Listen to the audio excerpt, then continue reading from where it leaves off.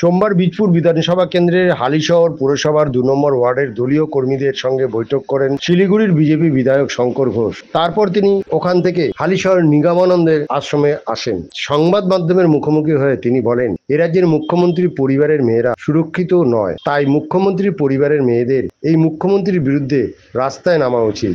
তৃণমূলের সরকারকে বিসর্জন দিতে রাজ্যের সমস্ত মহিলাদের পতাকা ছাড়া ঐক্যবদ্ধ হবার তিনি পরামর্শ দেন।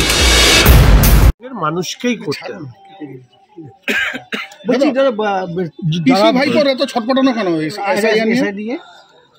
দেখুন, ওনাদের নেতারা ওনারা বারবার করে একটা হুমকি দেয়, বৈধ ভোটার বাদ গেলে যদি ইত্যাদি এসআইআর তো বিহারে ভোটের নির্ঘণ্ট ঘোষণা হয়ে গেছে। আমরা যখন পরীক্ষা দিই তখন মাধ্যমিক, উচ্চ মাধ্যমিক, গ্র্যাজুয়েশন, পোস্ট গ্র্যাজুয়েট একটা গাইডলাইন থাকে। আপনি যেরকম 30% পেয়ে আপনি নিশ্চয়ই ফার্স্ট ক্লাস আপনি দাবি করতে পারবেন না, সেরকম এসআইআরেরও একটা গাইডলাইন আছে। সেই গাইডলাইনের মধ্যে যারা থাকবে তারা অবৈধ হওয়ার বিষয় নেই, ফলে বৈধ ভোটাররাই যাতে থাকে সে তার জন্যই এসআইআর হবে। আর এসআইআর করবে ইলেকশন কমিশন তার গাইডলাইন অনুযায়ী। এই যে তৃণমূল কংগ্রেস রাজনৈতিক দল হিসাবে তাদের তো মাথা ব্যথা হওয়ার কারণ নেই, বরঞ্চ আমাদের প্রত্যেক রাজনৈতিক দলের উচিত এসআইআর করবার ক্ষেত্রে ইলেকশন কমিশনকে সহায়তা করা, যাতে একটা স্বচ্ছ ভোটার লিস্ট হয়। আর স্বচ্ছ ভোটার লিস্ট হলে সরকার আদৌ কি এসআইআর হবে পশ্চিমবঙ্গে সঠিকভাবে? প্রথম কথা, রাজ্যের সরকারের বাধা সত্ত্বেও এসআইআর হবে। এসআইআরকে বাধা দেওয়া মানে হচ্ছে সংবিধানকে বাধা দেওয়া, আর সংবিধানের উপরে নিশ্চিতভাবে কোনো সরকার নেই। ফলে সংবিধানের উপর আঘাত আসলে সাংবিধানিক যা প্রত্যাঘাত আছে বা সাংবিধানিক যা নিয়ম আছে সেই অনুযায়ী রাজ্যের পরিস্থিতি দাঁড়ান। বলছি, নাগরাকারা যারা আপনার উপরে হামলা চালিয়েছিল এবং খগেন মুর্মুর উপর হামলা চালিয়েছিল, প্রত্যেকেই যাদের এফআইআর অনেকে তো ধরা পড়েছে কি এখনো পর্যন্ত? না, প্রথমত আমি আগেও বলেছি যে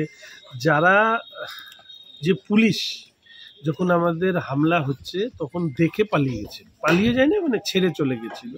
পুলিশের একটা গাড়ি আমাদের গাড়ি আটকে দিয়েছিল যাতে ওরা ভালোভাবে মারতে পারে। তো সেই পুলিশ যাদেরকে ধরেছে তারা কতখানি এই অপরাধের সাথে যুক্ত সেটা সম্পূর্ণ জানবার এবং বুঝবার জন্য এফআইআর নেমের কেউ তো অ্যারেস্ট হয়নি, সমস্তটা নিয়ে আমরা হাইকোর্টে ইতিমধ্যে গিয়েছি।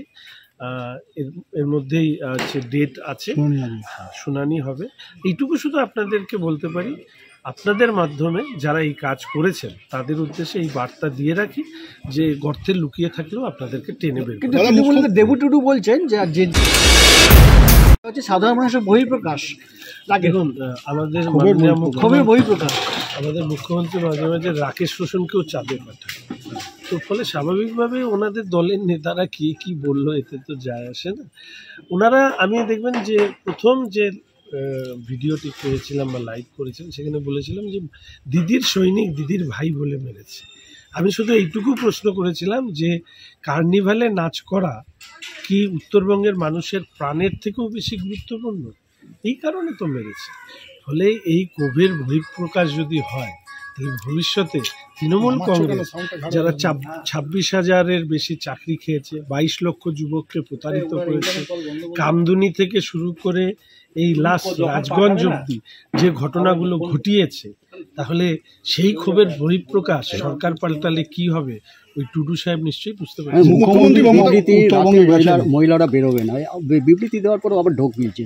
দেখুন, প্রথমত হচ্ছে আপনাদের মতন মানে অ্যাজ এ মিডিয়া ফ্র্যাটার্নিটি সাংবাদিক বন্ধুরা একটা অপদার্থ মুখ্যমন্ত্রীকে আপনারা সংবাদ মাধ্যমের মধ্যে দিয়ে প্রচারের মধ্যে দিয়ে ওনাকে অনেক উপরের জায়গায় নিয়ে গেছে।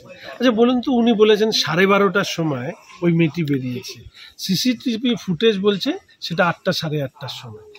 হ্যাঁ, তাহলে এরকম একটা মিথ্যেবাদী মুখ্যমন্ত্রী, আপনাদের তো প্রথম এটা চালানো উচিত যে এই মিথ্যেবাদী মুখ্যমন্ত্রী যে এরকম দুর্গাপুরের ঘটনা নিয়ে একটা মিথ্যে স্টেটমেন্ট দিয়েছে। দ্বিতীয়ত হচ্ছে প্রথমে বলেছেন রাত্রে, এরপরে বলবেন দিনে বেরোবেন না, তারপরে বলবেন দিনেই ঘরের মধ্যে মুখ ঢেকে বসে থাকবেন।